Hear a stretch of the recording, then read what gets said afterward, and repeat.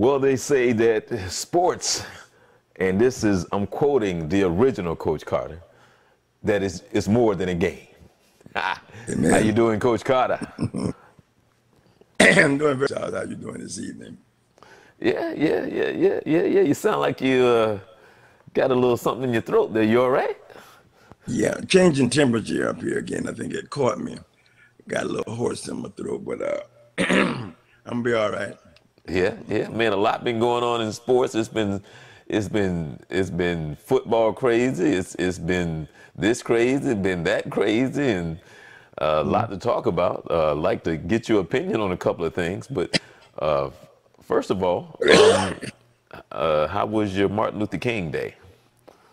Great day. I enjoyed it. Reminisced on a few things, but really took that day to try to reminisce. Had a little basketball activity, but really kind of took it to rest, if you will. But it tried to make it a twofold day. Day remember and getting the most out of the daytime. Oh, okay. How Oh, was yours?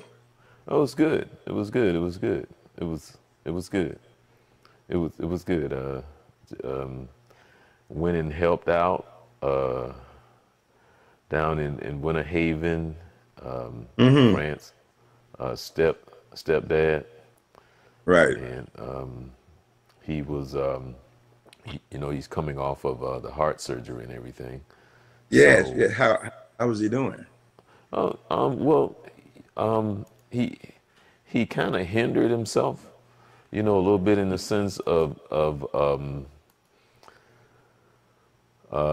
he should have been a little bit. Well, he was doing fine, but now he's really not able to walk. But other than that, he's doing fine. Well, that's good. Glad to hear that. Recuperating reasonably well then. Yeah, yeah, yeah. Yeah. But yeah, he's doing good. And how is Fran doing, given that Philadelphia was unsuccessful in their bid to return to the playoffs? Well, as you speak of France and asking how she's doing in reference to Philadelphia, she was. It's funny because her best friend used to be a Philly fan, an Hmm. Eagle fan, but she moved to New Orleans, so then she became a Saints fan, and then France sent her a Benedict Arnold picture and called her a true traitor. But she was saying that overall, and I told, and because the Saints blew out the Eagles when they played in the regular season, Hmm. but I told her that the Eagles are going to play much better than what they did in the regular season, and as you know what the game came down to be, but. She hadn't said too much about that. She was more in the sense now she was kind of rooting for the Saints, but we can talk about that later because we're going to talk about that. But seem to be Hmm. doing okay. Seem to be doing okay. Well, that's good. Please give him my best. Yeah. The Pro Bowl is here this coming weekend. Yes. It was in Just Orlando. this is the third year that it's here in Orlando. For years it was in Hawaii, Why? right? But it's a real big to do, and Orlando really tries to make that.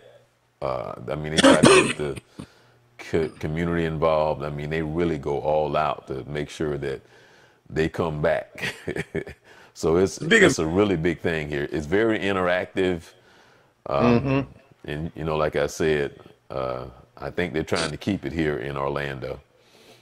I think it would be great if they were able to do that. I think it would be great for Orlando to be on the docket, or at least for a 5-year period, because the revenue impact in the cities is really good, better than good. And I think also it gives this city opportunity to be up close and personal with some of your favorite athletes on the football side, because Right. that's a great impact for the city. So both from a revenue and a social standpoint, a lot of people coming into the town getting a chance to see us, see Orlando as a host city, get a chance to enjoy it, and just good for the city. And I hope it works out well for them. Oh yeah, yeah. They always, I mean, I can imagine being part of the traveling team back in the day when they used to go over to Hawaii. I know that would be very nice for for the family. But I know over there, I mean, it was over in Hawaii for years. So it's a bonus now that it's here in Central Florida. So like I said, Oh, Orlando is loving it. yeah, They go all out, and it seems to be working. Seems to be yeah. And working. you figure you're a family moving your, especially if you are a participant, moving your family, or even if you just want to go, it's cost effective to get to Orlando. I mean, Orlando was able to absorb that impact because of the number of hotel beds that they have. So it really works out. And from what I understand, they try their best to put on a good show. Because the All Star, when the All Star NBA All Star game came to Orlando, it was quite very well received. Feedback from that was very good too. They really enjoyed being in Orlando, and that was a few years ago. Imagine what it's like now.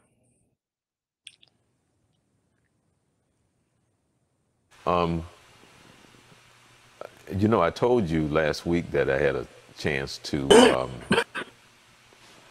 go to the new soccer stadium here. It was very nice. I was with Samuel Ains, um, District 6 commissioner for the city of Orlando, and he was giving a proclamation.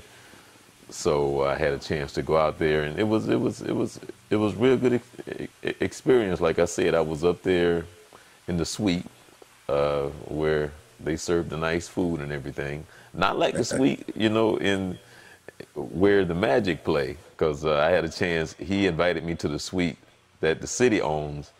Well, I Hmm. mean, the skybox that's part of the city.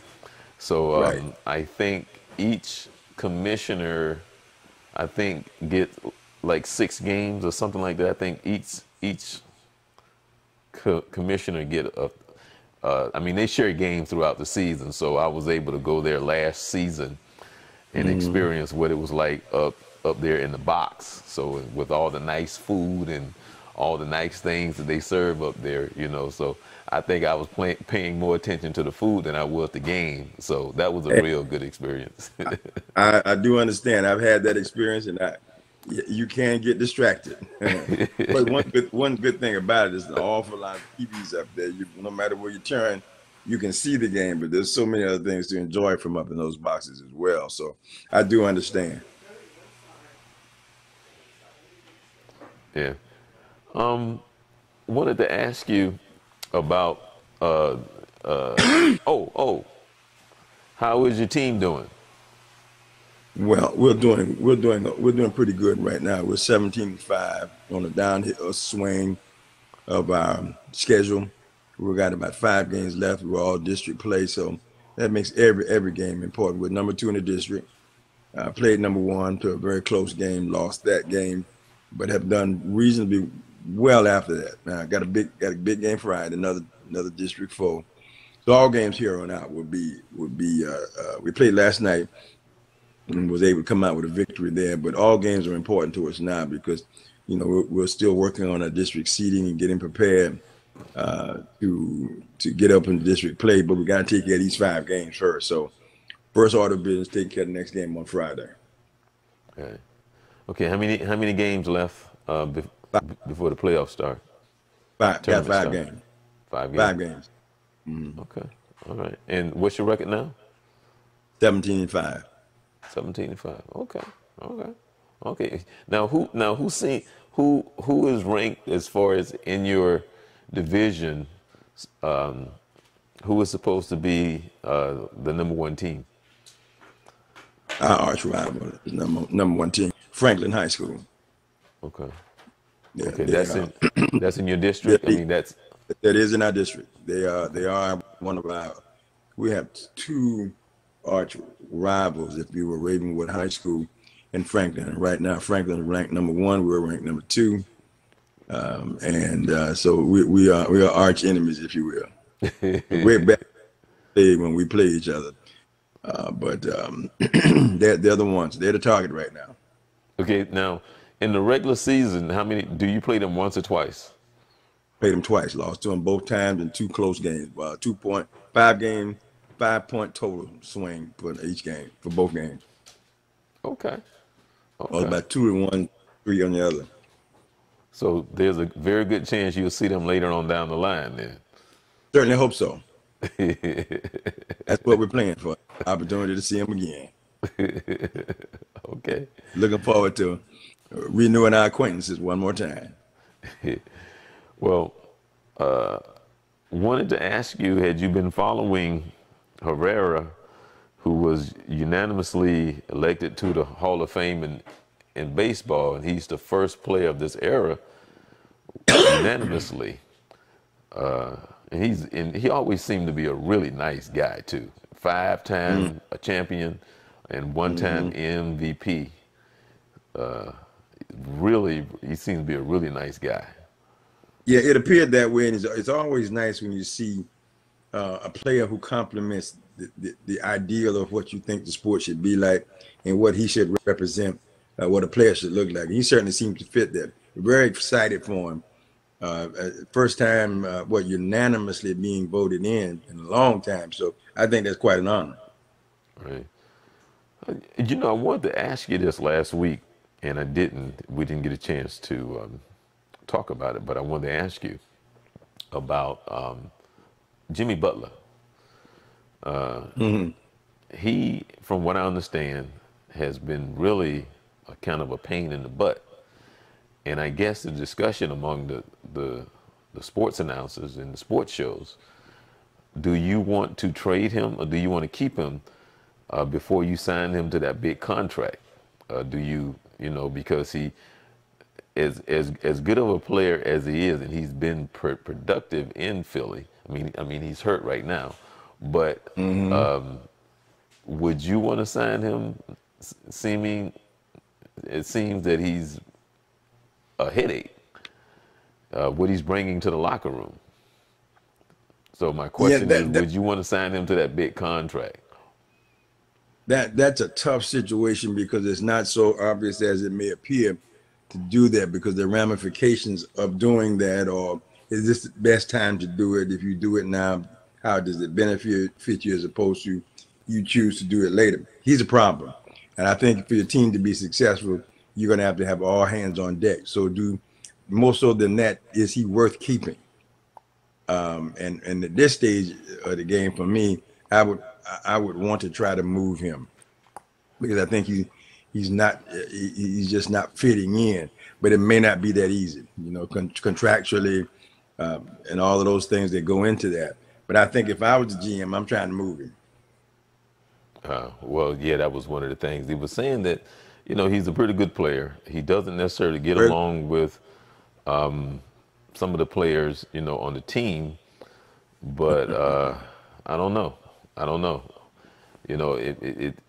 mean, he wasn't happy in Chicago. He wasn't happy in Minnesota. And so now he's basically doing the same thing. So I don't know. I mean, I heard them, a few weeks ago talk about him on TNT and where he is in his process of thinking about how some players are not playing hard enough. But they were saying on the show that he has to try to find a way to talk to each player individually, because everybody is not the same. Everybody is not driven, but you have to figure out yourself individually how to deal with each individual, because everybody is different. And no matter where you go, you still gonna have the same issue. That's a challenge. That's a very challenging situation to look at, because again, no matter when you look at the team chemistry, it's important at any level that everybody be driven by the same mission. Maybe our focus is slightly different, but the same mission, which means we're going to sacrifice for each other. We're going to root for each other. We're going to try to get as much team play and be on the same page as possible. A player of his caliber, he's above average. Obviously we can all agree that he's far above an average ball player. So his impact is even greater, both positively and negatively. So if he's giving you negative impact, it is affecting the team. So do you want to do that for the short term and get a short term goal, or would you want to look at it long term, get a long term goal? If it's a short term, you got to keep him and go for that goal. If you think that goal is attainable, if it's a long term goal, I think you get rid of him, and so that you can fill that hole, fill that gap, prepare yourself for your future run. I was sitting here looking on the internet, and they are talking about the NBA deadline, trade deadline, and they have like what they call February 7th. February 7th. Right. They were talking about the top 10, and Mark Gasol is on there, and they were talking about what that Memphis had said that he's on the, that they would trade him along with the point guard, and I can't think of his name right now. Conley? Yeah. Yeah. Oh. That those two are, on the, that they're looking to make deals, for those two. Great value. Right. Conley is making a lot more. Well, he has a lot more on the table than Gasol. But right. Also, Cleveland is looking to trade J.R. Smith. Oh, yeah. Christian Thompson also. Right. And the Mavs are looking to trade Dennis Smith Jr. Great opportunity. He's had some issues physically, I think, from an injury, but he's a good talent. He's a great valuable, great asset.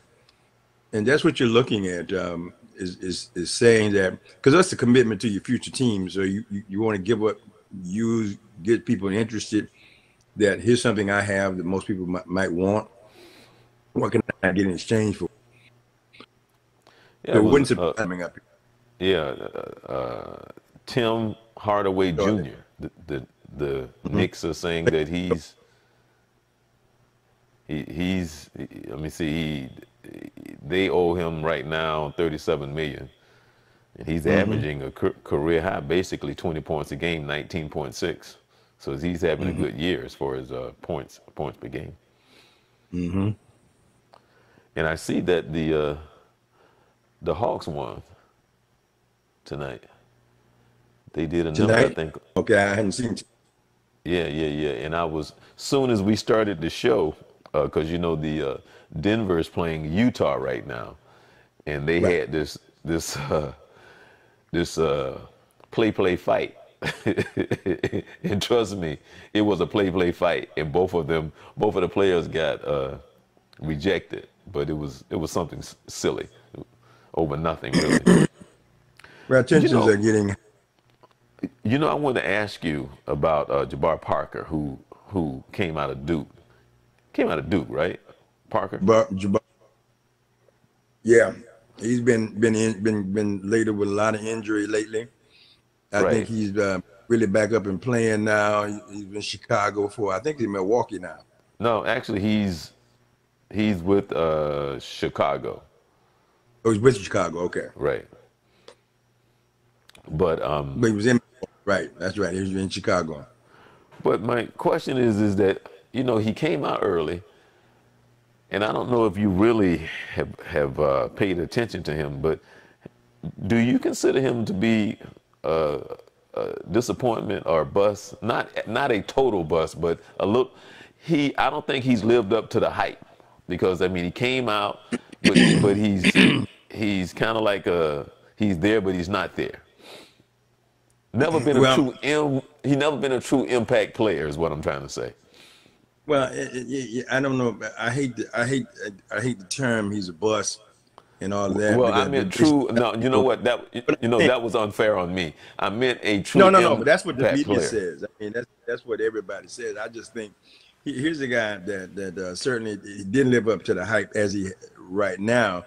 He's got a lot of injury, but you got to give him credit. Keep coming back. He keeps rehabbing and trying to get back.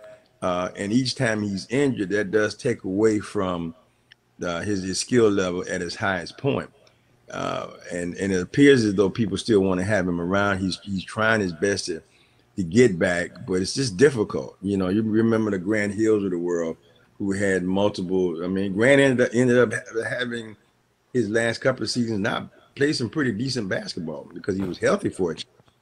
Right. So I would say definitely he's not met the hype level.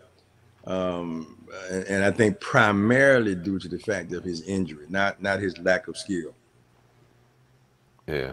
Because he was a talent. He definitely was a talent. But the injury, being injury riddled, really changes his ability to compete. If you look at Marcel Fultz there with Philadelphia, that's been his problem. Just can't stay healthy. You know, I did see something on him earlier in the year, and they kind of went over, I guess, when he first came into the NBA and some of the problems he had.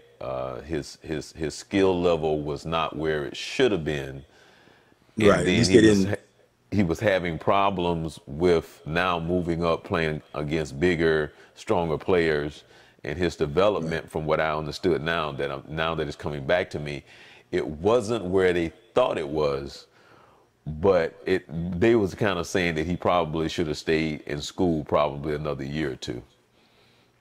Well, they sent him down to the G League to try to help him. First of all, recuperate from his injury, get more playing time, trying to get him exposed more to the pro game. And then they brought him back up. So that's what happens a lot of times. You're drafting talent that looks like it can compete, but you don't really know sometime until they actually get on the floor. Yeah, and I think this young man got out there and it just wasn't. But he was worth having. But so he's a project. We're gonna develop him over time.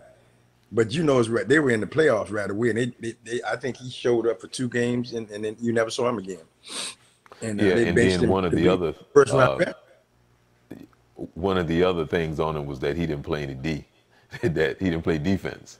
So that Well, now, Charles, let me say this. I just read, and I'm sure you have too, that Carmelo Anthony once again is being moved around. Well, they're talking about. He was next. I was talking about we was gonna talk about him next. Yeah, well, he's possibly being signed to sign with the Lakers. Bulls. Even no, now the Lakers have come about. Oh, really? Oh yeah, and I just don't understand why. And I'm not, and I know like I'm a Carmelo Anthony hater, but I'm not. But I'm just looking at the fact. What does he bring to the team? No team chemistry, no team player, not good in the locker room, not good on the floor. He absolutely plays no defense. He hadn't played defense since high school because he didn't play any at Syracuse. And he hadn't played any of his other NBA stops. This is a case in point where I think in one sense you've got to give the NBA a little props because they're trying to take care of one of their own. And I like that camaraderie. But I just don't see. And what is he going to do for the Lakers? I don't understand. What could he do for the Bulls? I just don't get it. But in being realistic and looking at it, I'm glad he's still able to, somebody's willing to try to help him as a player because obviously he's not ready to quit yet. But from a fan standpoint, I don't see it. Yeah. So they were saying that they were going to send him to the Bulls. Then the Bulls was going to waive him. But now the Lakers.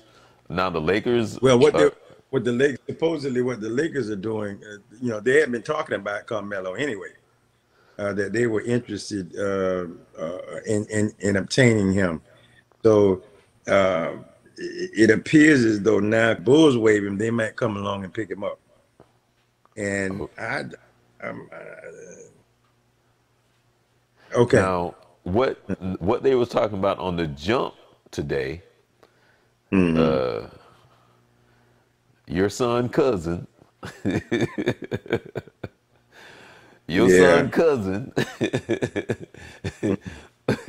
was saying that Portland really should be trying to get Anthony to come there and play with them. he would be a perfect fit, according to your son's cousin. What He was it? said that. No, He but agrees. seriously, he was saying based on where he is in his career that he would be a good fit for Portland because of the fact that he can come off the bench and give you about 15 points a game. Well, I would yield to his thought process. I disagree with that, but he, I will accept his analogy and his narrative. I disagree with that because I don't. I mean, in all reality, there is a fit for him. I just don't know where it is. So maybe Portland is. That's a place I never would have thought to send him because the kind of person that he's talking about is someone who can add value to the team in the locker room as a seasoned veteran, which he does not do. Somebody could bring some stability to the floor, which he does not do. He does not want to come off the bench, which he will have to do. And his scoring percentage has not been good. Now, maybe it'll improve when he gets there. Okay, that's a gamble somebody's going to have to take. But just knowing Carmelo and what we've seen over the past, I don't think that's a good move. You know the funny thing though, Vince, I wonder, for somebody who's have made as much money and his ego is off the chart. I just wonder what he's thinking about right now because he's been out for basically, I mean, he only played 10 games, I think. 10 games. Yeah, and he's Right. just been sitting, going to the gym every day. And Well, he's been working, and he has been working out with a lot of couple of guys that a lot of the guys work out with. So he supposedly right. he's Right. still in That's good, what I'm saying. So I'm saying shape. he's going to the gym every day working out, but still the phone has not, no one's called. I don't know how he feels about it, but I think that's to be expected. He's not done a great job of enduring himself to anybody, to the league as a whole. I mean, he's mellowed a lot in the last few years, but the damage has already been done. And it's really not about his personality, it's about his play. I think it's more, I'm sure his personality has something to do with it, but really and truly, we're talking about his value to a team. And I don't think right now that anybody, that the GMs are saying, I don't know if he is a value for what we want. Right. Well, earlier we were talking about Havera making the Hall of Fame. Barry Bonds and Roger Clemens, I think they got a little less than 60%, somewhere in the 50s. You have to be somewhere around, well, you have to be 75% in order for you to make the Hall of Fame. Between A-Rod, Clemens, Bonds, and McGuire, those four, and what's his name? Sammy. Sammy.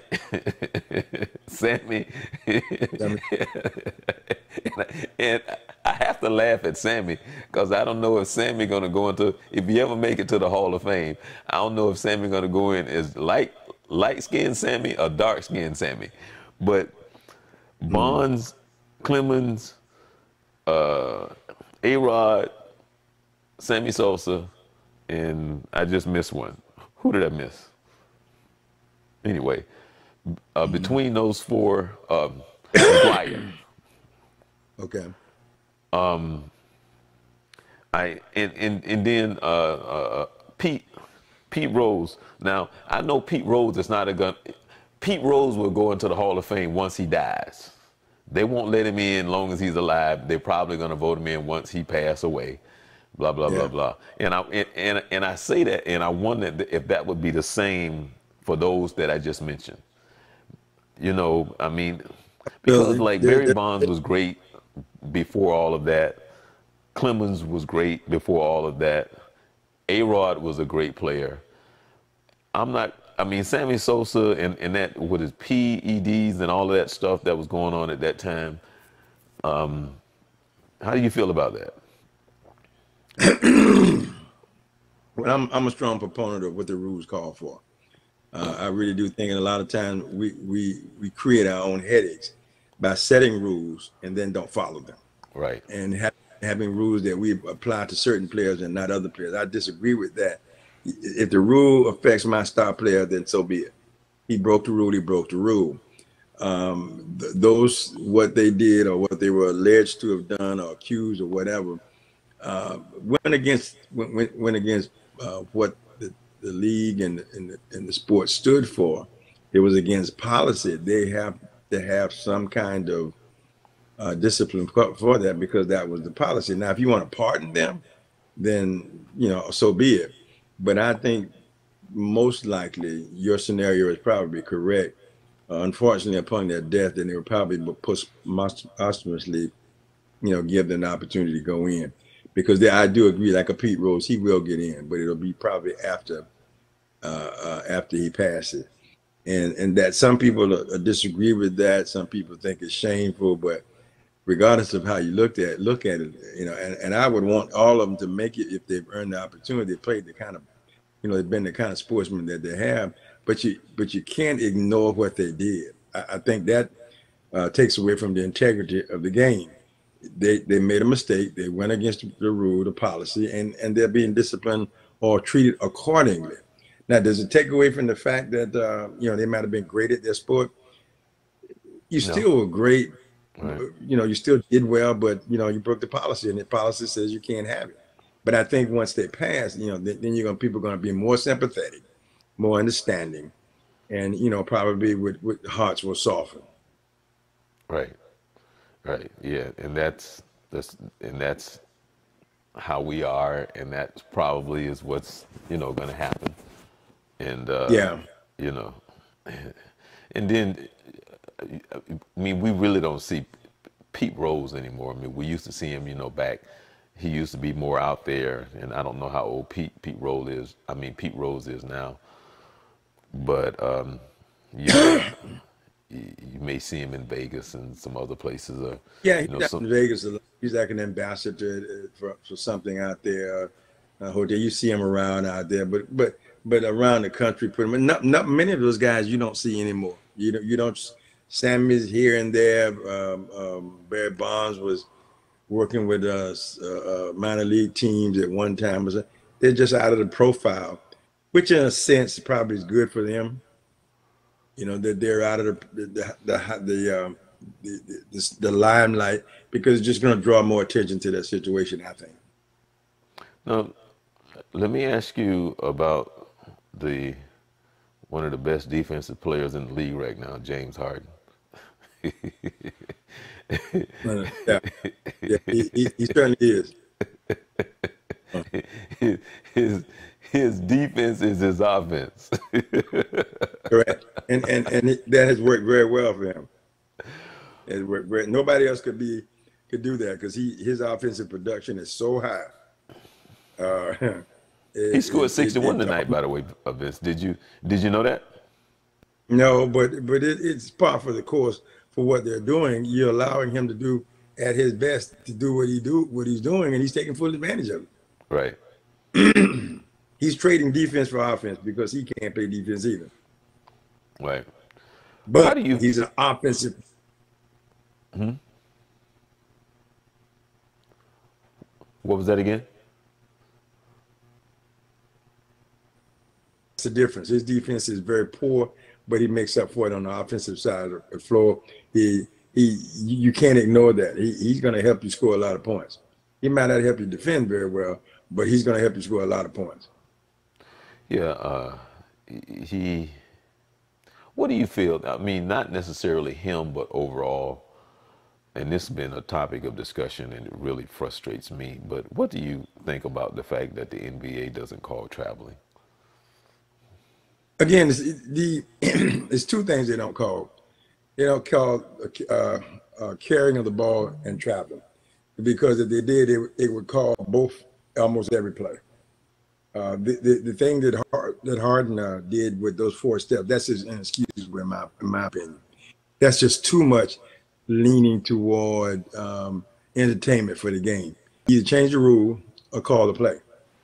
I don't care who it is, and that's my frustration sometimes, because of the entertainment value, the crowd pleasing event, to make the play even more fantastic. The stuff we allow certain things takes away from the integrity of the game. So in order to, in my opinion, to diminish confusion, change the rules or call a foul being a foul. So I'm really, but they have come to a point where they almost don't call it at all. That's sometimes used to think that if it was so obvious they would call, but what Harden did that day, and even Steph Curry pulled off three one time and nobody called it. I don't think that's fair to the rest of the league.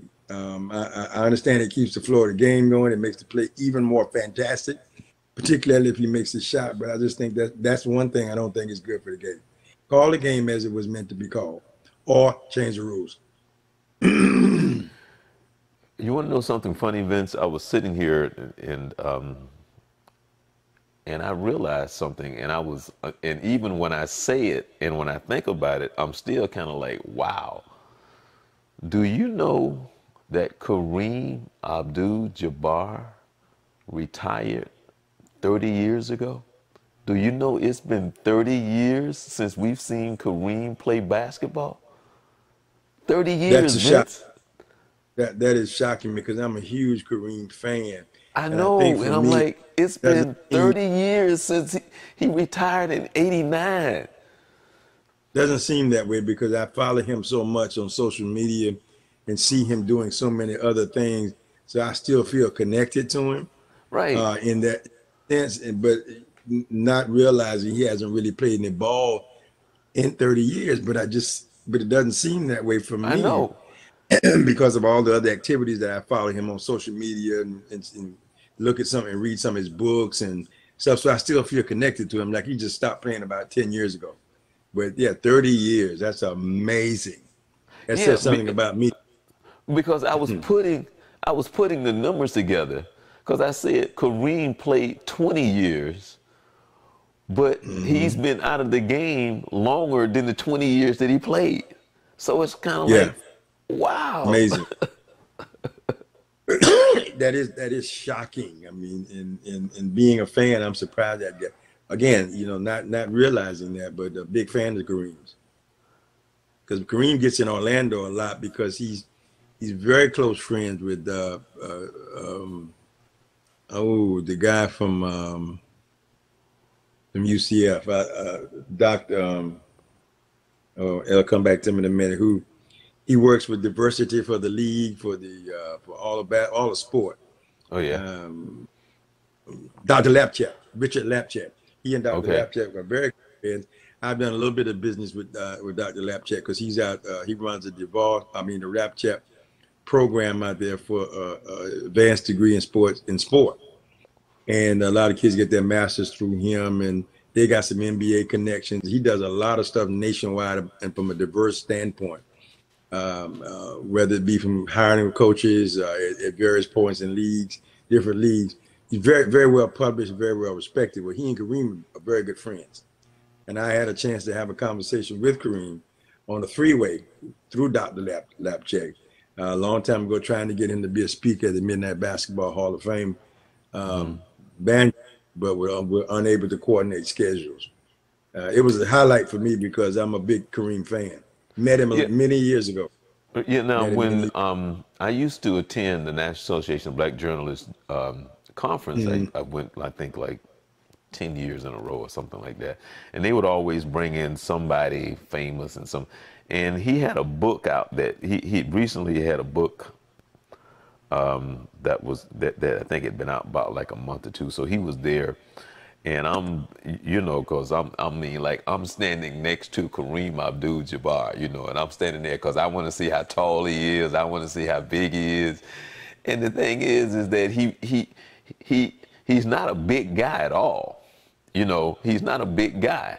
And when I was standing there, I was like, well, he doesn't look like he's like 7'2" and so on and so forth. But he was very friendly. He was very down to earth. And he sat and we as in the group in the room just sat and talked. And he shared some stories, talked a little bit about his book. But I was right next to him in the sense because I'm just standing there trying to see, like, well, how tall are you? How big, and at that point, he's just just an ordinary guy, because when you see these athletes or people that you've been watching on TV, you know, that seems bigger than life, and you knowing his skill level and how you have seen him perform on the highest stage over and over again and over and over again, and you just like, man, you have it. I mean, that's the same thing that I said to Earl the Pearl. Because Earl the Pearl and I, we sat just us two talking,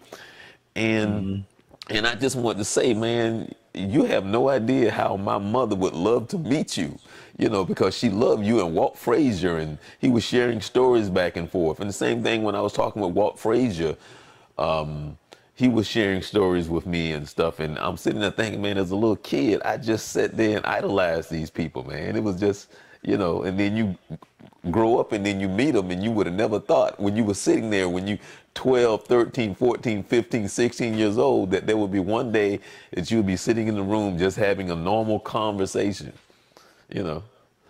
Well, I think it goes to what many people fail to understand. They're just people. They're highly skilled in what they do. It would be no more, almost the same thing as meeting a corporate CEO. I've had a chance to meet a couple of them, and I was fascinated by them because of my business interests. But then on the other side, being able to meet some of these famous athletes because of my sport interest. You know, you're taken by them, and I think the more you meet them, the more relaxed you become, because you realize this is people who are high profile people. Though the difference being they're very, very high profile, and then the way they carry themselves. Like Kareem is so calming. He's not. Yeah. He's not he's not loud. He's just kind of soft spoken. It's very, very similar to John Wooden. When I had a chance to meet John Wooden, very soft spoken, very, very unassuming. Don't wear their celebrity flag like some players do. But you're just calm, and he makes you feel comfortable. He gives you a sense of oneness, if you will. Right. And I like that about him. I really did. I met Bill Russell.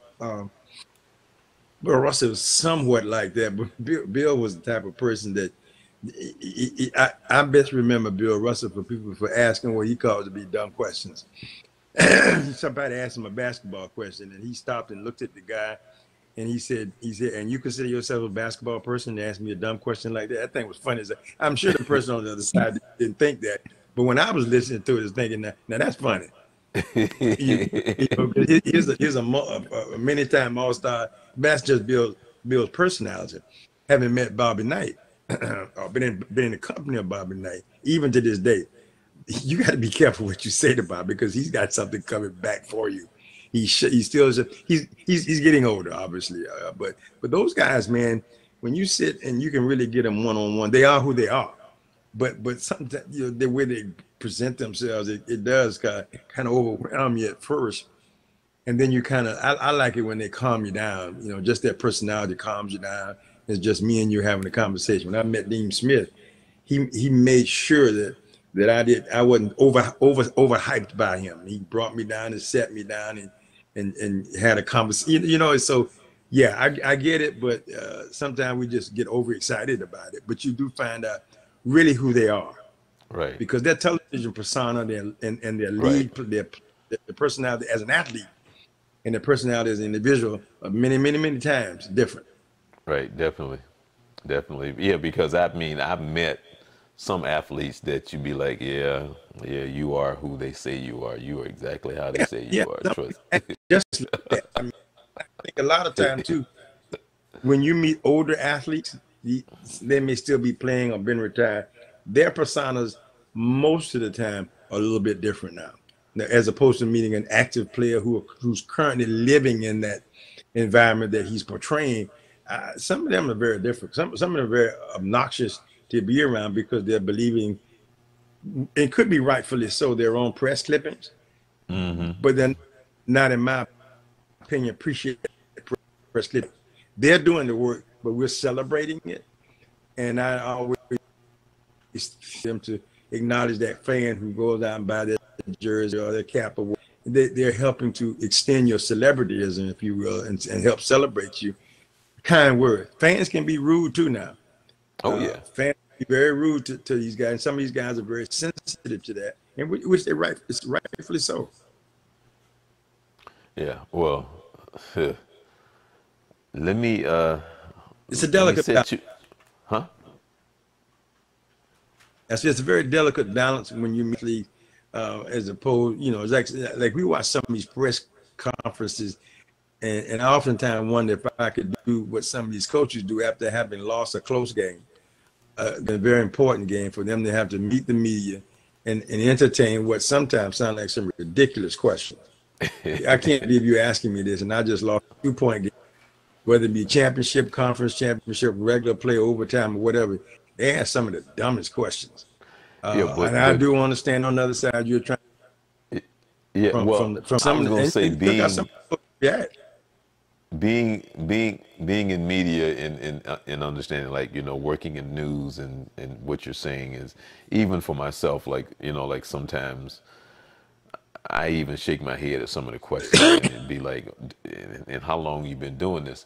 But on the other hand, some of those been doing this for such a long time, it's almost like you shouldn't be surprised by some of the dumb questions that are being asked. You should, yeah, and, move on. and that's where that Next, balance comes. next question, next Yeah, question. well, and I think that's where the balance comes in, because veteran reporters, as opposed to rookie reporters, or less experienced reporters, but even then, the guy's just trying to do a job, and here's the angle he's trying to pursue. He's going to ask you that question, and like a lot of these questions, you have an option. You can answer it or not answer it, Right. Yeah, and that's just move on. I mean, and a lot right. of them That's what I don't. said. Next Yeah, question. you just Next move right question. on. I thought Parcells and Bill Belichick, and I go back to Tom Landry. Tom Landry just look at you. Next, I'm not even entertaining that. I'm not even entertaining that. And what are you gonna do? So delicate balance, but Yeah. sometimes it's very entertaining. Yeah. Okay, you ready for your sprint? Ready? Okay. Well, this is an easy one right here. Chicken wings, hot or mild? Mile. Mild, man. I love me some hot wings, man. Can't do The that last anymore. time you made some Kool-Aid. Oh. Yeah. And they still make Kool-Aid. Yeah. It's been a number of years. A number of years. Okay. What was your favorite flavor of Kool-Aid? Strawberry. Mine was Or grape. punch. A punch. It was strawberry or punch. Yep. Okay. Have you ever had an RC cola? Yes. Oh, and the young folks out there were like, "What? Like, what's an RC?" They used to call it a Ray Charles back in the day.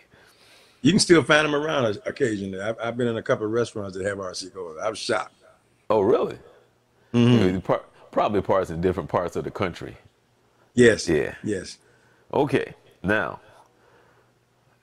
I'm going to give you 4 quarterbacks, and I want you to put them in order: Roman Gabriel, Archie Manning, Peyton Manning, Eli Manning. Archie, Roman Gabriel, and the other two Mannings, wherever you want to put them. Okay. Okay. That was easy, huh? Yeah, that was easy. Best left-handed player you ever coached? Oh man.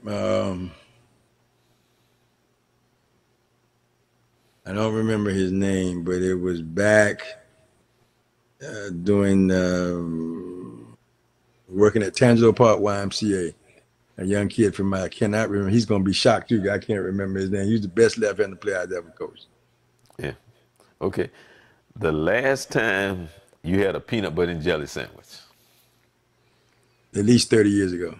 Wow, man. Yeah. I made me a peanut butter and jelly sandwich yesterday. I had two. So that was the one I probably would have had on the average. So you took care of mine in that case.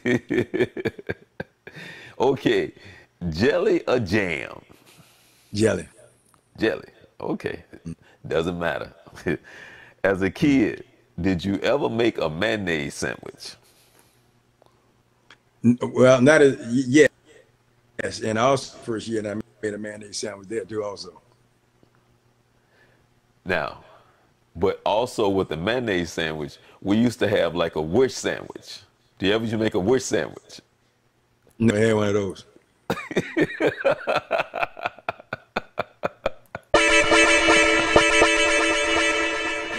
You know, the wish sandwich was really anything that was like a mayonnaise or ketchup or mustard sandwich because you wish you had some meat. So you would just go and put either some mustard, some No, ketchup, mayonnaise, or just something that you wish you had some meat. never had one of those. I either had a syrup sandwich or a mayonnaise sandwich, but I didn't have no wish sandwich. I had to have some substance. Well, yeah, well, that's what I'm saying because either like, you know, when we were kids, a syrup sandwich would be in reference to if you ran out of jelly, because if you ran out of jelly, and you know you would use the syrup with the peanut butter. Not me. It was just a syrup on bread. Syrup on bread. That's how I roll.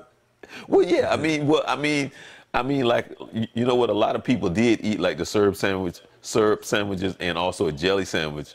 But my thing was, I just love peanut butter and jelly so much that hey, if we didn't have that jelly, you know, wait a minute, you got some syrup. Go with this peanut butter. Yeah, peanut butter was never an option. I mean, I just went hungry. Yeah, I wasn't gonna make a peanut butter sandwich. Now, jelly sandwich, mayonnaise sandwich, syrup sandwich, yes. Peanut butter sandwich, no. We fasted. We gonna drink water or something else. Because I don't like it like that. Okay. I'm not a peanut butter fan. It didn't appeal the same way. Some of my friends were huge peanut butter and jelly fans. I just didn't see putting the two of them together. I tried it. I didn't like it. Too good. It was funny because I used to, when I was, I think in 10th grade, Vince, I had to have between three and four peanut butter sandwiches every night before I went to bed. At least three before I went to bed every night. Couldn't do My that. my mom was like, "Man, I got to stock up on bread just because of you." Well, Get that. well, let's talk about the playoffs. Let's talk about New England first. Okay. I think I read that I think it's the linebacker that lined up offsides on that play, on that offside play, where they had stopped New England. I think they let him go yesterday. Kansas City did. I think he was number 55. I think they let him go yesterday, and that phantom call where they said that roughing Brady, that's tough. That's a tough call. If you looked at both of those games, Go ahead. and looking at both of those games, first of all, those were good ball. They were good ball games, and these mistakes that were made because of the level of the game stick out to you because they were costly decisions that were made. And I honestly think that more times than not, players need to be evaluated on their performance. And certainly when you get to certain levels of play, there are certain mistakes we do not expect you to play. Miss a tackle, maybe that might be one thing. Don't wrap up, that might be another. But for you to get off sides at a critical time, a junction, that to me indicates a lack of discipline. You know, you're not ready to play. You're not disciplined enough in what you're doing. And for a lot of coaches, that's a deal breaker. Like I said, you're playing defense and maybe you blow a coverage. I'm upset. That's a tough one for me. You don't wrap up on a tackle. That's a rough one for me. But a pure discipline play that you just know that is critical and you do that. I think sometimes the consequences should be that severe. You are not part of what we want to do. You're not executing at the level that we want to pay you for. We're not going to have you around.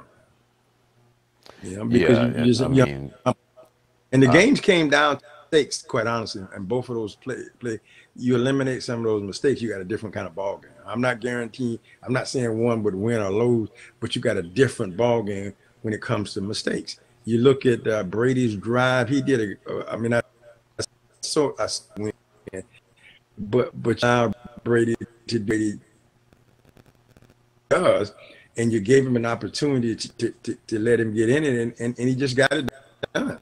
That's what does well, and it was impressive. Although I'm not a fan, but it was very impressive work. I thought Kansas City played a good ball game. I thought they did some good stuff, but a mistake here, a mistake there, and it ended up costing them the game.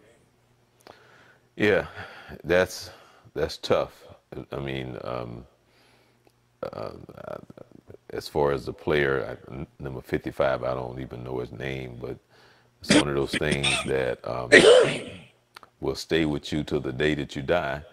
Where he puts it, how he deals with it, hey, Well, yeah, and the fans and people and will never let him forget that. it'll die. Yeah, well, that's part of the game. It goes on with the game. You got 15 minutes of fame, 30 minutes worth of agony, and you just have to pick and choose where it takes place. I mean, he can be realistic and say, "Hey, that was a bad decision." Sure, it was. Sure, it was. Yeah. I give. Let's go to the other game and that call that they made against the Saints. I believe that official should be terminated. They were talking about. We here's some of I heard a whole bunch of talking heads talking about, well, we should review every call. No, you shouldn't. This official blew it. If you sat down and review that tape and say, hey, this was the call that you missed. You were a veteran playoff official. You missed this call. We don't need to have you around anymore. Well, that's what I was going to ask you, because my question that I was going to ask you was that for something that seems to be so obvious and beyond the shadow of a doubt, and I was going to ask you, like, should they dock his pay something? Something needs to be done in reference to that. Something. I think there has to be, in my mind, I don't know the officials, how they set up what they do, but I think the talking heads and people are saying, well, every play should be reviewable. Well, if you do that, that means every holding call, and now you Right. extend the game. One of the reasons they tried to move the game along a little faster was because it gets drawn out. You lose, even people sitting in the stand, not just your television audience, but people sitting in the stand lose interest in the game because it's too drawn out. It's not exciting enough. We want excitement. We want to see explosive plays. So they changed a lot of the rules to try to accommodate that. Okay, I'm okay with that. But you got an official here, a veteran official at a playoff level, make what appears to be an obvious call, and no call. How do you do that? That changes the outset of the game. And I think when they sat down and they review that, I even the guy that was sitting up in the booth that they called on, who's a veteran official, he agreed that it was a missed call. The next day they agreed it was a missed call. It was obvious it was a missed call. So what do you do? Do you dock his pay? Do you change the rules? Do you terminate him? What do you do? Something has to be done because that's what they're there for. Now they talked, but one of the guys was saying, well, let's add another official, another two officials on the field. Okay. Another guy said, well, let's change the rules. Okay. And another guy came and said, hey, wait a minute, why not just fire the official that made the mistake? Right. I mean, you got three viable options here, based on what you want to do. But I do think when you put that whistle in that guy's hand, he's held accountable for his calls. Now, judgment calls, close calls, like, Right. yeah, you may or may not agree. That's why you review. But unless I missed something, and the people that I listen to and respect their opinion, they missed it. That was an obvious call that, without a shadow of a doubt, has an impact on the outcome of that game. Do you know that the commissioner, I'm trying to, under Rule 17, Section 2, Article Mm-hmm. 1, Right. that the commissioner has the sole authority to investigate and take appropriate disciplinary and corrective measures if the club action, non-participant interference claimly occur in an NFL game which the commission deems an extra where an unfair or an outside acceptance tactics encounter in professional football. Basically, he can make them play that game over. I mean, that won't Yeah. happen, but according to what is that? What That Rule 17, Section 2, Article 1, he has the power to say you guys need to play that game over. I don't think that one incident would I No, no, don't no, know the no, no, no, parameters. no, no. I don't think he would, but I'm just saying, But what I'm he saying, has the authority. I mean, he would he never do has the that, authority, but but he he has the does have the authority. authority. And there is one Louisiana congressman says NFL should make a makeup game this coming Saturday. Well, that's just being over exuberant as a fan, because that Right. doesn't make any sense. That one play was not enough. Now, if you had unfair Several. advantage somewhere in multiples that had major impact, whether it been weather or something in the stadium when the lights go out, something, I could see that. That's a bad call.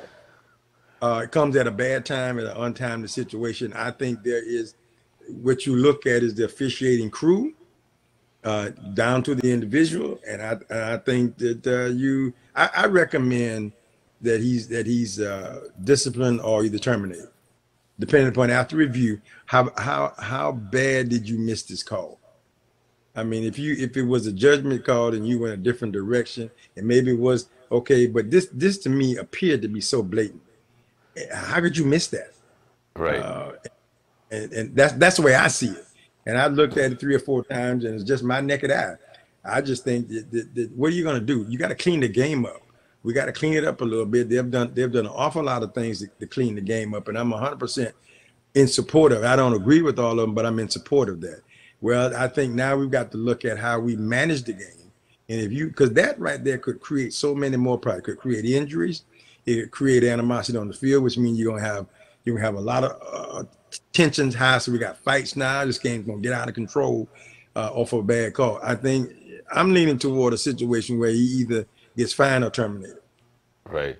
Yeah, because I'm like, and that's what I was going to ask you is like, what should you do with something that was so obvious, especially, Well, I mean, if it may have been a preseason game, maybe still, but that but call, even then, though, you're looking at veteran officials. I mean, it's not like I just got my official's license. This is my first time up calling an NBA or NFL game, and I make a mistake. Okay. But here's these guys, especially at that playoff time, these are veteran officials. They've been around a while. This is not their first playoff game. And so I agree, if it's a preseason game, I expect even a better, I expect better for you, because, but I can live with that one, because the consequences are, other than the guy getting injured, there really is no consequences. But in a playoff game, at a critical time in the game, that everybody believes 90%, this would have changed the whole doggone game. The Saints actually wins the game. Projected, it's projected that they will probably win the game. That's a huge call, right, or huge no call, as it turns out. So you right, can't. And I think, and seeing what made it, in my opinion, what makes it even more sensitive is that the league reviewed it and agreed it was a missed call. So what are you gonna do? The Saints guys feel vindicated, if you will, but you still lost the game off right, of what was missed call. So I think the only thing they could do is file a protest. And they can't overturn it. It's done. It's done. wow, Disappointing. I mean, I was rooting for the Saints. I mean, again, good football game. All those 2 games were good football games. They really were. I mean, whether your team won or not, I thought it was good football. I have forgotten this quick story before we close out. It was in baseball, and I think it was a Red Sox game. I don't forget what game it was, but it was in the playoffs. It was may have been in the World Series or something like that. And the official blew the call. And even to this day, it eventually it'll come back to me. And they was interviewing him. This is the interview that I saw. It was a special on ESPN a few years ago, but this is like 30 years later. They're still talking about this call, and they're talking to the umpire, or the official, and he said, "I thought I got it right based on where he was standing." And even his wife told him, "You got it wrong," because everybody saw it that he blew the call. And he said to his wife, "I thought I got it right." And she said, "No, this is him telling the story, because now once he saw the replay, he said during the time he said he thought, but once he saw the replay, and even his wife told him, 'You got the call wrong.'" And you could tell that in his heart, he felt, because it was such a game change. I mean, it changed the game. So, and you can kind of see almost like tears in his eyes, because he was saying, "Man, I thought I had it right, but I didn't." And in situations like that, the fact that you're able to talk to this guy, and to him, that's something totally different. That's something totally different in the sense of that call. But I was talking about in reference to someone who got the call wrong, and now they're interviewing him, and he knows it, and he acknowledged it, even to the point that his wife told him, "You got it wrong." Well, I think the thing that we overlook sometimes, although I'm vehemently had an opinion about that call, that football call, they're still human, and we're relying on that individual to make a split-second decision. What makes him good at what he's doing is he's done it more than one time. He's done it repeatedly, and then they teach them how to be in position to make a call. And I'm sure when this guy sits down and looked at this thing again, maybe by now he may now have said the same thing. I missed that. I have not read where he said anything. I have not read any comment from him at all. But I think in looking at it and reviewing it, he may have come up with the same decision. The fact that I don't want to ignore is that he's a human being. He made a mistake. At least I think he made a mistake on his call. But he's still a human being. And I don't think he intentionally went out there to make that mistake. I think he called or didn't call, or however you come to that conclusion, the best call he thought he made. He probably would tell you, "I thought I had it right." There are many others who are saying, "But I'm looking at the same thing. I don't think you got it right." And then there's official review and look at it. And I would love to hear his comment about why I'd have not read anything that he has said about how he made that call. And I don't know if that'll come out eventually. Somebody will follow up and get him and ask him about it, and he'll probably give his version of it.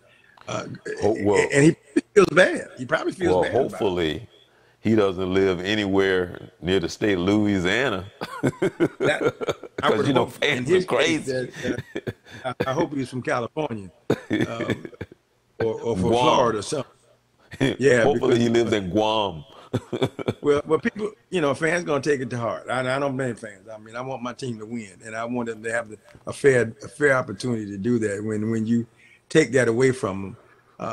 And then officiating is hard all by itself. I mean, very seldom does anybody agree with your call. You can make a perfect call when you see it, you saw it, it's the right call, and you make. But somebody will argue, you got to be thick-skinned. I thought one time I wanted to officiate, but I've since been very thankful that I never made that decision. It's hard enough to kind of coach the game. I don't think I could do it from an officiating standpoint. Yeah, because I like the game. Get caught up watching the game. I know they're gonna fuss at me because I missed. Not only did I not see the call, I missed the whole play because I'm watching something else. So,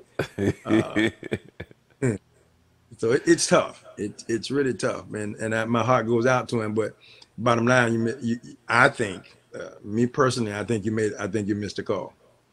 You know what I always thought would be a good show, even to this very day, is that you take some of the old officials from back in the NBA and even in the ABA to talk about what it was like to officiate, games with Dr. J and Chamberlain, Michael Jordan, those guys, and just kind of share some of the moments and things that they remember as those guys, were competing, and would just love to hear some of their stories. I think that would be a good round table, just to hear them talk. I think that would be too if you got you go all the way back to college and high school too, because I think you'll see the evolution of the game, the mindset of those officials, what they look for as opposed to what officials look for today in the same game, because the dynamics of the game have changed. The fundamentals of the game or the premise of the game has not changed, but the dynamics of the game have changed. So the officials have had to change the way they do what they do. That would be very interesting, and then to see how they treat those high-profile players then, and how they're being treated today. Right. And then just listening to the game overall, how they approach the game then as they do now. I think there's a marked difference. The intent is the same. Most of the officials that I talk to, who I consider to be top quality officials in my own judgment now, and based on some of the assignments that they have, particularly at the collegiate level and some of the high school games, when you watch real high profile high school game, you see the officials that they send come with the intent to be invisible. They want you to watch the guy, the 10 players on the court, not them. They want to make calls that are non-impact calls, but just rule calls. You travel, you threw the ball out of bounds, next team's ball. I asked the official, he said, a great game for me is when I've been a non-factor in the game. You almost don't know I'm here. Right. You said, was the officials on the floor tonight? I didn't know. I don't even remember seeing it. That's what he said. That's what they're striving for. Right. Controversy comes because it just does. I mean, we have different opinions and viewpoints, but when you and I've had the pleasure of being in some like that, you almost forget you truly do. I mean, they're making calls, but they're coming across real strong when they call you. He convinced you, I saw this is what I've seen. You don't even want to argue it because you trust his call. Right. And that been in games when you stop things. I don't remember seeing the official tonight. Was he here? Yeah, he was here. That's a good game. That's a darn good game. Football or basketball. Right. And I guess baseball is. All right. So you say you got five games left with your team, right? Yep. For regular season. Okay. And all five are important. So all five of them are. We're on the road. We were on the road last night. We'll be on the road Friday. We'll be on the road Tuesday. And then we come back home for a game. And we're back out on the road, come back home, and we close at home. February 12th. Let me ask you a crazy question. Mm-hmm. Now, if you were in Kentucky, no, if you was in Indianapolis in Indiana, this would be a great question. But I'm going to ask you this question. What's the largest crowd that you guys have played before this season? Like, what's probably the largest crowd? It depends on the size of the arena. We have played this season where the standing room normally in a gym.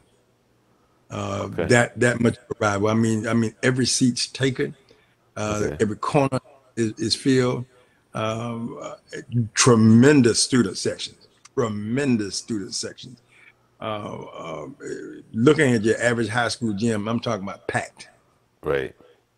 I mean, no standing room only. Yeah. And I can tell you what an electricity right it is to be in that environment. I've had a chance to coach in that environment as a JV coach. I've had a chance to be in that environment as a varsity assistant. And it, to me, now for me personally, it electrifies me. I get caught up in all that energy in that room, and I just absolutely enjoy it to no end. The role, the sway of the crowd based on the call, based on who the call was for, the partisanship, if you know that just the roar of the room and just that feeling in there, man, it's so exciting. Right. At the end of a game, regardless of you win or lose, obviously I want to win. You feel it. I feel exhausted, man. I felt like I just played Yeah. football, Yeah. and See, come away feeling exuberant. You know what I'm saying? yeah. I learned when I was in college just how big basketball is in Indiana. I had a Oh, teammate that Kentucky was too. from Kokomo, Indiana, and he brought his yearbook. And when I tell you, he showed us pictures of the gyms. Hmm. Man, they're huge. And my coach Yeah. was from Indiana, and he said it was Hmm. very common on a Friday and Saturday night. People will drive hundreds of miles to go see a high school basketball game. And Do a and football as well. Do a yeah, football as well, especially some of those communities. It's the biggest show in town. and I mean, the the the gyms, the average gym here in Florida in high school, Hmm. they're double that size. Oh They're yeah. Oh double. yeah. I mean, Uh, I'm looking at the pictures, and all the seats are full. It's like it's let me tell you, crazy. uh, here in Tennessee, you got some of the great looking gyms, and most schools have two gyms. And they're some of them are arenas. They're not gymnasiums. They're arenas. They're big. They're big spaces. And they're very well done, high tech, all that kind of stuff. I played some AAU basketball up here in Tennessee, and I was shocked by when I came up. We were over by Johnson City, Kings Point, Tennessee, all of amazing. We were traveling, must have played in about 8 different gyms. I mean, they were huge. And I was asking the question, they fill these up? He said, oh, yeah. She said, absolutely. And this thing, you got to get here early to get a seat. Wow. I've experienced that playing, and I shared with you a film of one of our rivalry games. In fact, I got a picture I'll send you that shows you one of our rivalry games from a couple of years ago, standing room only. I mean, it was wall to wall people, and it was loud. It was so loud we had to go to hand signals so that we could communicate with the kids on the floor. And the level of excitement is just on. And you look in their eyes sometimes, and you can see their eyes light up, because some of us fear, especially for those guys who have not been in that environment before. They got fear in their eyes. Other guys have excitement in their eyes, and let's get this thing on. And it's just and I can only, and I'm really talking about it from a coaching standpoint. I don't remember experiencing that as much as a player when I Right. played. So I'm kind of I'm experiencing that through them, and kind of living that experience. But on the other side, from a coaching standpoint, man, it's to me it's exciting, man. It's like plugging in. I love plugging in on that because I get excited. I get into that energy, and my energy level goes high, boy. And I'm living the moment. I'm enjoying the moment. And then to come out of there with a victory is just unbelievably sweet. All right. Well, that's those memorable moments, and there was Yes. one. Before we leave, I just shared that there was a Lake City Community Hmm. College had that atmosphere, like playing at North Carolina and Duke, where the crowd get into it and they doing all the Yeah. hands things and doing all that to you, And I mean, and the coach was trying to warn us, ahead of time because we had never experienced that before, that Oh, I did. whole craziness. And he was trying to say, let me explain something to you. It's going to get loud in here. They're going to rev it up. And if he Yeah. start hitting some of these outside shots, you're not going Gonna to be get able to crazy. hear yourself because they had this outside shooter that used to just shoot from like deep. And he said, if he started hitting those shots, it's going to get like really crazy. But even though it was a good thing he had an off night that night because even without him even hitting those shots, when I tell you how the crowd get in there and everybody started pointing fingers and da-da-da and scream and had their little routine down and all this other stuff, it was different.